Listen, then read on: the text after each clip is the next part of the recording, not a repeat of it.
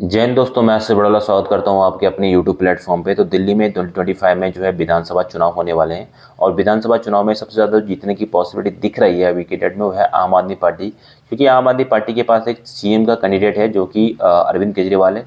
और अगर अरविंद केजरीवाल को किसी तरह से जेल हो जाती है, वो नहीं बनती है, तो आतिशी मार लेना उनके पास सीएम कैंडिडेट है। तो ये दोनों सीएम कैंडिडेट जो है आम आदमी पार्टी के पास है। आम आदमी पार्टी पिछली बार भी बहुत अच्छी उन्होंने परफॉर्मेंस दिखाई थी। लाइक 70 में से उन्होंने 60 से ज़्यादा सीटें जीती थी। तो इस बार भी अगर वो कम से कम अगर सीटें भी जीती हैं तो 40-45 सीटें वो किसी भी तरह से जीती जाएगी। तो और चीफ मिनिस्टर बनने के लिए उन्हें केवल 35 सीटें चाहिए। तो 35 से ज़्यादा सीटें वो आराम से ले आएंगे इस बार। ऐसी पॉसिबिलिटी दिख रही है दिल्ली में। दूसरी जो है, बीजेपी और कांग्रेस के पास, इन दोनों के पास ही सीएम का कैंडिडेट नहीं है। सबसे बड़ा डिसएडवांटेज दोनों के पास ये है कि वहाँ पे कोई भी ऐसा नेता नहीं है जो कि अरविंद केजरीवाल को टक्कर दे सके दिल्ली में। यही सबसे बड़ा डिसएडवांटेज है। दूसरा क्या है कि बीजेपी चाहती नहीं है कि केजरीवाल जो है यहाँ से हटे।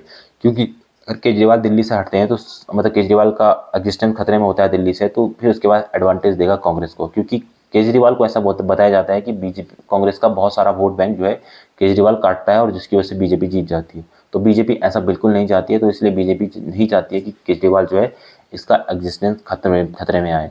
दूसरा रीज़न ये भी है कि बहुत सारे उससे पहले जो है ऑलमोस्ट नवंबर दिसंबर के आसपास जो है महाराष्ट्र में, और उससे पहले उसी टाइम पे हरियाणा में भी चुनाव होंगे। तो अगर बीजेपी हरियाणा और महाराष्ट्र में से किसी में जीत जाती है तो ये अच्छा होगा बीजेपी के लिए, बीजेपी की इमेज के लिए। लेकिन अगर दोनों ही जगह कांग्रेस स्वीप कर जाती है, कांग्रेस जीत जाती है, तो कांग्रेस को डायरेक्ट बेनिफिट दिल्ली में मिलेगा।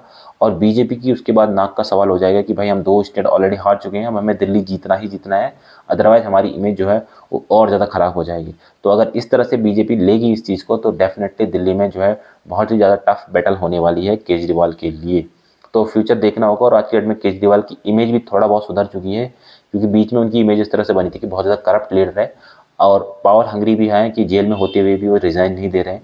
लेकिन अभी जैसे वो जेल से बाहर आए, उन्होंने तुरंत रिज़ाइन दिया और आतिशी मारलेना को जो है वहाँ का चीफ मिनिस्टर बनाया। और वो वुमेन भी है, तो काफ़ी सारी वुमेन भी उनको वोट देगी। और अभी उनके पास 4-5 महीने का टाइम भी है। तो कुछ अच्छा पॉलिसी रिफॉर्म, कुछ अच्छी पॉलिसी जो बना सकती है, जो भी डेडलॉक वहाँ पे चल रहे थे कामकाज फाइलों को लेके, उसको भी पास ऑन कर सकती है और अपनी एक इमेज बना सकती है, और बनाने की ट्राई भी कर रही है वो। तो इस तरह से पूरी की पूरी थ्योरी चल रही है। तो बट पॉसिबिलिटी सबसे ज़्यादा इस तरह से है कि आम आदमी पार्टी दोबारा से पावर में आएगी जब भी चुनाव होंगे। बीजेपी की चांसेस और कांग्रेस के चांसेस बहुत ही लेस हैं। बाकी इलेक्शन के बाद कुछ पता नहीं चलता, जब तक इलेक्शन नहीं होते। उसी के बाद अल्टीमेटली पता चलता है कि कौन जीतने वाला है, कौन हारने वाला है।